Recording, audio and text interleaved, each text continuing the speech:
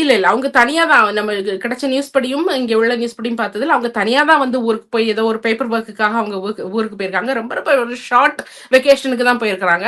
அவங்க தனியா தான் ஊருக்கு போயிருக்கிறாங்க. ஸோ தனியா தான் அவங்க வந்து திரும்பி வந்திருக்கிறாங்க. ஸோ அவங்க தனியா தான் இருந்திருக்கிறாங்கன்னு தான் நமக்கு வந்து சொல்றாங்க. அவங்களுக்கு எத்தன குழந்தைங்க? உங்களோட கணவன் எங்க இருக்காங்க? ஸோ கணவர பற்றி எனக்கு தெரியல. பட் அவங்களுக்கு 2 குழந்தைகள். 2 பேருமே வந்து டீனேஜ் பசங்க தான். ஒண்ணு வந்து 10ஆம் கிளாஸ் படிக்கிறாங்க. இன்னொருத்தவங்க வந்து 12 வயசு. 15 வயசுலயும், 12 வயசுலயும் 2 பிள்ளைகள் இருக்கிறாங்கன்னு கேள்விப்பட்டோம். ஸோ அவங்களுக்கு அம்மா கூட தான் அந்த பிள்ளைங்க ஊர்ல இருக்கிறாங்க. ஸோ அந்த அம்மா வந்து ஒரு கேன்சர் நோயாளி அவங்க. ஸோ இவங்க வந்து ம். இங்க வந்து பிரிட்டன்ல வந்து வேலை செஞ்சு அவங்களுக்குன்னு தனக்கான ஒரு வீட கட்டுறதாகட்டும், இல்லன்னா வந்து அவங்க அந்த கேன்சர் நோயாளி அம்மாவுக்கு அவங்க மருத்துவ செலவுக்கான அந்த செலவுகள இவங்க பார்க்கிறதாகட்டும், இதுதான் வந்து இவங்களுடைய மிகப்பெரிய ஒரு பொறுப்பா இருந்திருக்குது இந்த நர்ஸோடைய.